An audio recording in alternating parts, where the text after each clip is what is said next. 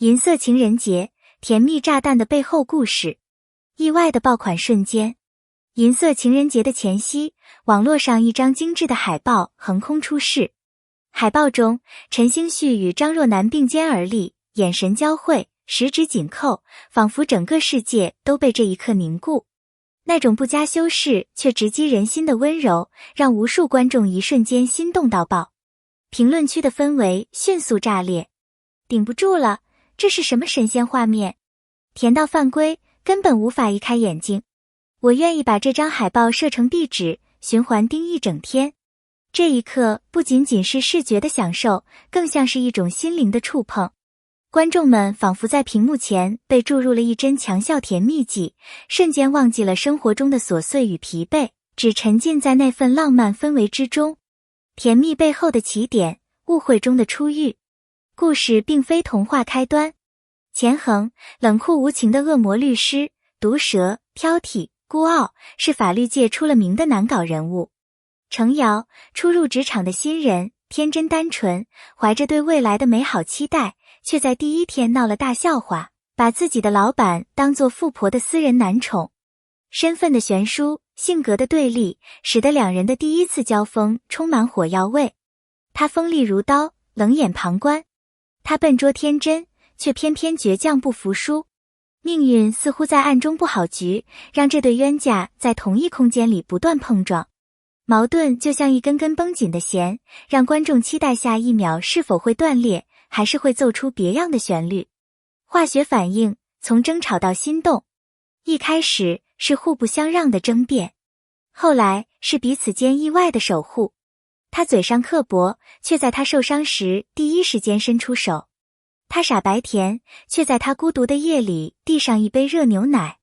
他们在拌嘴中逐渐靠近，在沉默里感受心跳。观众直呼，我不是在追剧，而是在偷看一对情侣的恋爱日常。这种化学反应太上头了。正是这些看似细微却真切的瞬间，让观众的情绪随着角色的变化起伏，仿佛心跳也与屏幕同步。演技的力量，真情胜过套路。陈星旭把钱恒的冷酷与温柔演绎得层次分明。他不会甜言蜜语，但在最关键的时刻，他的眼神与动作足以胜过千言万语。张若楠则把程瑶的单纯与坚韧展现得淋漓尽致。他笑起来天真烂漫，却也在关键时刻坚定勇敢。他不是无脑的傻白甜，而是用真诚与善良让观众心口发热。他们的对手戏不需要过多台词，一个对视就足以让人屏息凝神。观众仿佛透过镜头看到的是一段真挚的情感，而不是虚构的表演。熟悉的套路，新鲜的心动。很多观众第一眼看到设定时，可能会觉得霸道律师加天真助理是老掉牙的公式。然而真正打动人心的，并不是设定的新颖，而是细节中呈现的真情实感。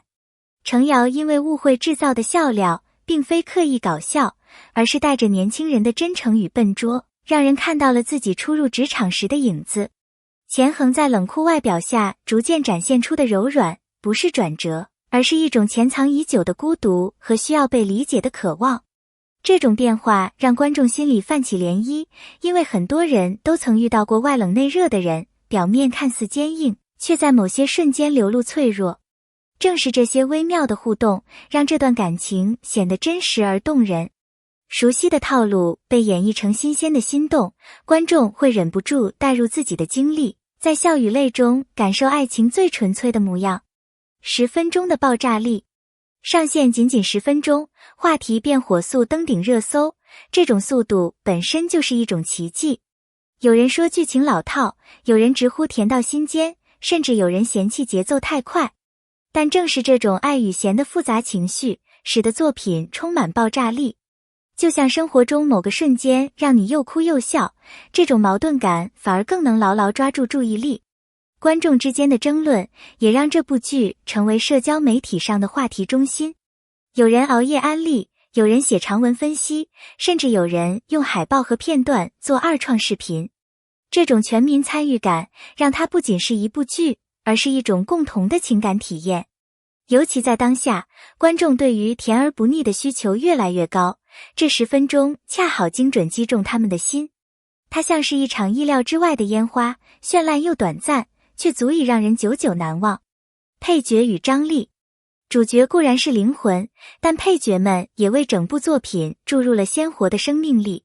戏精妈妈的夸张表演，常常在紧张气氛中制造轻松感，她像是生活里的那种亲人，絮叨又搞笑，却始终是背后最温暖的依靠。钱衡的兄弟吴军则像是镜子，映照出钱衡不同的一面。他的开朗与直率，衬托出钱衡的冷峻，也让观众更清晰地看到角色的多层次。律所的同事们更是画龙点睛，他们既是喜剧的调剂，也是推动剧情发展的关键。法律案件的插入，不仅丰富了故事线，还让观众在甜蜜之外感受到社会的复杂与真实。当爱情与事业交织，甜蜜与责任并存，故事便拥有了更深的厚度。这些配角的存在，让观众在欢笑与泪水间看到完整的生活画卷，而不是单一的爱情童话。观众为何停不下来？许多观众留言说自己只是随便点开看看，却没想到一口气熬夜到天亮。为什么会这样？因为剧情中的甜蜜与真实，激发了他们内心深处的共鸣。每个人在生活中都渴望一份温柔的陪伴，而屏幕里的互动正好满足了这种渴望。钱衡的冷与程瑶的暖，像极了现实中常见的两类人，一个懂得保护却不会表达，一个天真勇敢却容易受伤。观众在他们身上看到自己的影子，也看到理想中的爱人模样。于是，每一个牵手，每一次对视，都像是心底未曾说出口的心愿被满足。观众沉浸其中，不是因为故事复杂，而是因为这种简单的真挚，让他们无法停下。就像有人说的，这不是追剧，而是体验一段自己渴望的爱情。这种代入感，正是让人欲罢不能的关键。一部让人笑中带泪的作品。这部作品的特别之处，并不在于它的剧情有多么新颖，而是在于它让观众在笑声与泪水之间来回徘徊，心被一点点触动。甜宠类的故事早已见过无数，但真正能够让人留下印象的，往往不是那些华丽的桥段，而是细节里渗透出来的真情实感。钱衡和程瑶的每一次争执，表面上看是性格冲突，实际上却是在逐渐磨合中展现了真实的情感成长。这种从排斥到靠近的过程，像极了我们每个人在现实中对待关系的态度，从不理解到接受，从怀疑到信任。正因为如此，观众才能在其中找到共鸣。